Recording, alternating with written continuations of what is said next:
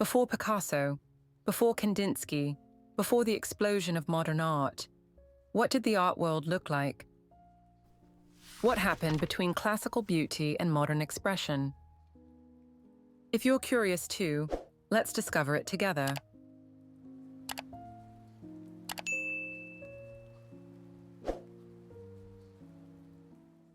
We begin with the Renaissance. The Renaissance was a period of major transformation in art, culture, and ideas across Europe, spanning roughly from the 14th to the 16th centuries. It began in Italy and gradually spread to other parts of the continent. The word Renaissance means rebirth. It refers to bringing back classical ideas and styles from ancient Greece and Rome, while also embracing new ways of thinking. After centuries of religious symbolism and flat, decorative figures, artists started to look back to classical ideals for inspiration. But they didn't just copy the past, they reimagined it, making art more human-centered and emotionally rich. This was the era of proportion, harmony, and perspective. For the first time, artists used techniques like linear perspective and anatomical study to create convincing depth and realism. Figures no longer floated on gold backgrounds.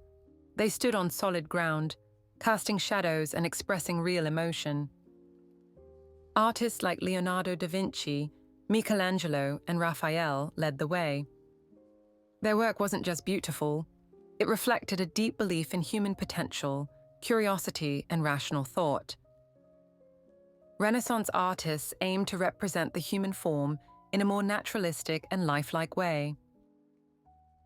They captured emotions, muscle structure, and facial expressions with incredible precision.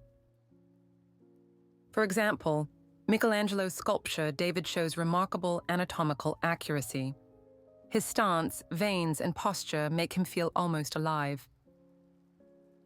During this time, art became more than decoration. It became a way to explore the human experience and the natural world. After the balance and harmony of the Renaissance, something more dramatic began to emerge. If Renaissance art is like a calm conversation, then Baroque is a full theatrical performance. The Baroque period began in the early 1600s in Italy and spread across Europe. It reflected a world filled with movement, emotion, and grandeur. Art became a powerful tool for expression, both in churches and royal courts. The word Baroque comes from a Portuguese term meaning an irregularly shaped pearl. And like that name, Baroque art was bold, dramatic, and full of surprises. Unlike the calm and measured style of the Renaissance, Baroque artists wanted to stir emotion. They used strong contrast, dynamic compositions, and theatrical lighting to pull the viewer in. One of their most striking techniques was chiaroscuro, the dramatic use of light and shadow to create depth and intensity. Caravaggio, one of the most famous Baroque painters, brought biblical stories and everyday moments to life with powerful emotional realism. His paintings feel almost cinematic. The figures don't just pose, they flinch, reach, and struggle. In sculpture, Bernini went even further. His marble statues seemed to breathe, move, and feel pain. Some artists chose to focus on the more somber side of life, including death, decay, and the passing of time. These were known as vanitas paintings, created to remind viewers that life is short. And there were powerful women as well. Artemisia Gentileschi was one of the few female artists of the time. She painted fierce heroines and scenes filled with strength and personal pain. Baroque art wasn't just beautiful. It was honest, it was intense, it was deeply human. After the drama and intensity of the Baroque, art took a softer turn. In the early 1700s, the Rococo style emerged in France. It reflected a different mood with a focus on elegance, playfulness, and charm. The name Rococo comes from a French term that originally referred to the practice of decorating artificial grottos with shells and stones during the Renaissance. Rococo first appeared as an interior design style, favored by the urban upper class. Rococo was not about deep emotion or religious awe, it focused on creating atmosphere. The images felt light, romantic, and sometimes even a little mischievous. Baroque is like a thunderstorm, Rococo is a garden in spring. This style reflected the tastes of the upper class before the French Revolution. It was a world shaped by elegance, comfort, and a desire to escape reality. But Rococo did not last. When the French Revolution broke out in 1789, Rococo fell out of favor. It became a symbol of aristocratic excess and the art of a fading world. For over a century, Rococo was dismissed as superficial and indulgent, but it reminds us that joy and beauty can often be found in life's lighter moments. In the late 1700s, artists and thinkers looked back to the ancient world for inspiration. They admired the clarity, order, and idealism of Greek and Roman art. This marked the beginning of Neoclassicism. Neoclassicism emerged as a response to the excesses of Rococo. Where Rococo was playful and decorative, Neoclassicism was serious and structured. It was a time of major social and political change. Enlightenment ideas about reason, science, and democracy were spreading, while revolutions were reshaping Europe and America. In this climate, art turned to the past for moral clarity and strength. Neoclassical artists believed that beauty should serve a purpose. Art was no longer just personal or ornamental. It was meant to educate, to inspire, and to express universal values. The style was clean and restrained. Compositions were balanced, figures were idealized, emotions were controlled. Artists like Jacques-Louis David became leading voices of the movement. His painting, The Oath of the Hierarchy, is a perfect example. It is serious, structured, and filled with patriotic spirit. Sculptors like Antonio Canova created marble figures that echoed ancient statues but brought a new sense of purity and grace. Neoclassicism spread across Europe and shaped architecture, design, and even fashion. It became the official style of both the French Republic and Napoleon's empire.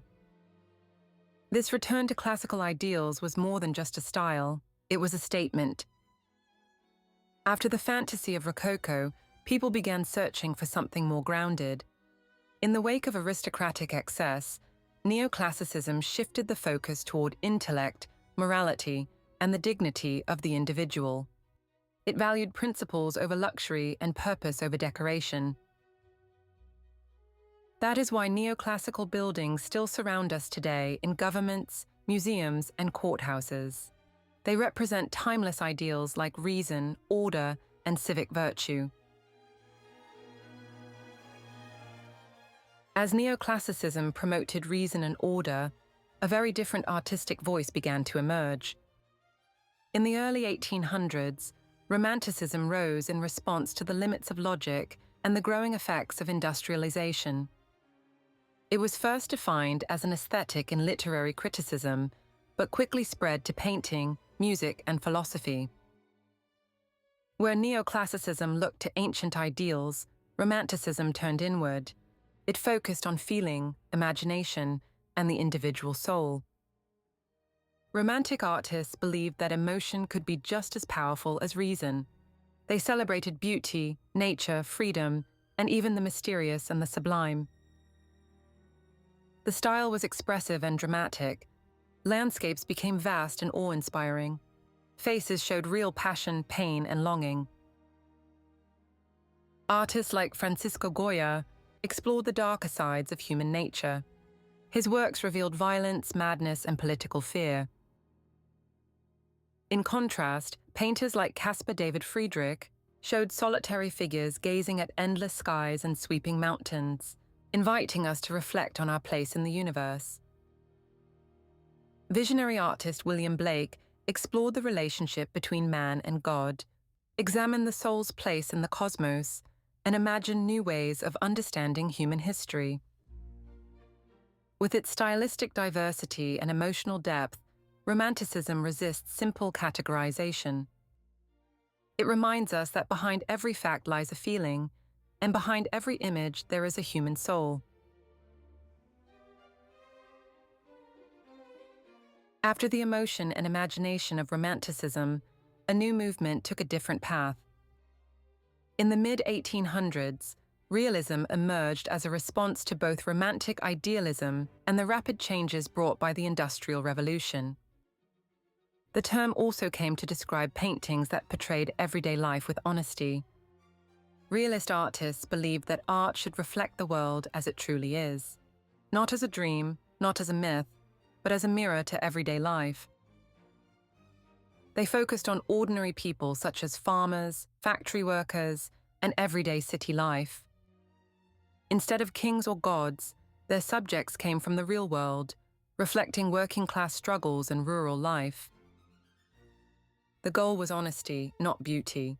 Realism aimed to show life without embellishment, without illusion, and without sentimentality. Gustave Courbet was one of the leaders of the movement.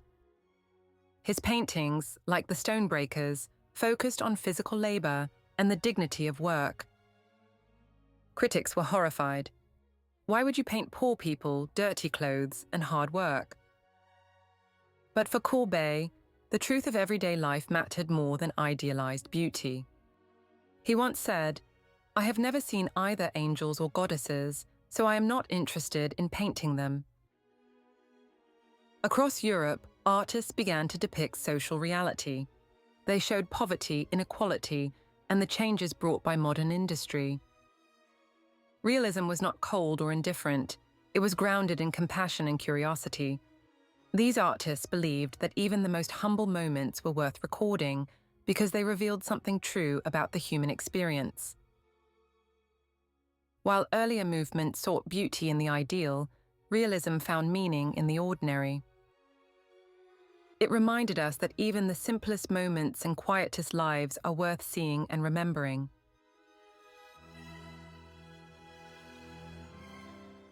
The Renaissance redefined balance and perspective in art. Baroque used light, shadow, and movement to impress and inspire. Rococo made art light, playful, and decorative. Neoclassicism brought art back to order, clarity, and moral values. Romanticism turned inward, exploring beauty, fear, and the human soul.